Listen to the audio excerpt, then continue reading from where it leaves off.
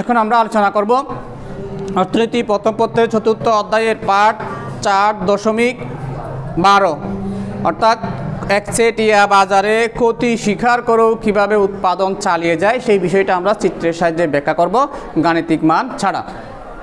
চিত্রে আমরা একটু খেয়াল করি। চিত্রে আমরা বরাবরের মতো ভূমি অক্ষে উৎপাদনের পরিমাণ বা বিক্রয়ের পরিমাণ দেখানো হয়েছে, লম্ব অক্ষে price, AR, MR, AC, MC.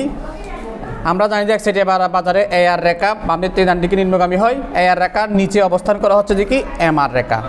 MR রেখাকে এমসি রেখাটা বাম দিক থেকে নিচের দিক থেকে সেট করে উপরের দিকে যাবে, সেই দৃষ্টিকোণ থেকে ই বিন্দুতে এমআর রেখাকে এমসি রেখাটা ই বিন্দুতে ছেদ করে এখানে ভারসাম্য অর্জিত হয় এবং ভারসাম্যের দুটি শর্তই পূরণ হয়। এই ই বিন্দু থেকে যদি আমরা রেখাটাকে নিচের দিকে প্রসারিত করে আসি তাহলে পরিমাণ পেলাম Q0, আর ই বিন্দু থেকে উপরের দিকে গেলে প্রথমে এআর বরাবর যদি থামি এখানে আসে এফ বিন্দু পেলাম, এফ বিন্দু থেকে দাম পেলাম P0। তাহলে এআর এর ভিত্তিতে দাম হচ্ছে ও P0, পরিমাণ হচ্ছে ও Q0। তাহলে আই হচ্ছে এই সাদা ক্ষেত্রফলটা ও P0 এফ Q0।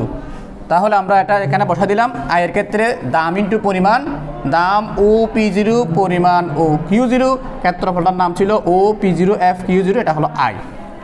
এবার আসি আমরা ব্যয়ের ক্ষেত্রে। তাহলে ব্যয়টা কীভাবে পাবো?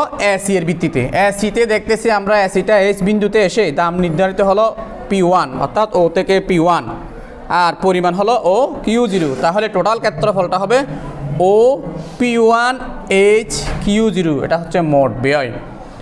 তাহলে আমরা ব্যয়ের মধ্যেও দেখি দাম ইন্টু পরিমাণ, দাম ছিল ও P1, পরিমাণ হচ্ছে ও Q1 আর ব্যয়ের ক্ষেত্রফলটার নাম ছিল ও P1 এইচ Q0। এখন আমরা চিত্র থেকে দেখি যে আই ও থেকে P0 মানে আই কম আর ব্যয় হচ্ছে ও থেকে P1 অর্থাৎ ব্যয় হচ্ছে বেশি।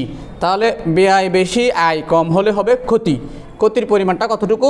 P0 থেকে P1 পর্যন্ত এই অংশটা হলো ক্ষতি, এই অংশটা ক্ষতি। এই ক্ষতিটার ক্ষেত্রফলটা যদি আমরা বর্ণনা করে দিই P0 P1 HF, এই যে আমি মার্ক করলাম এই অংশটাই হলো ক্ষতি।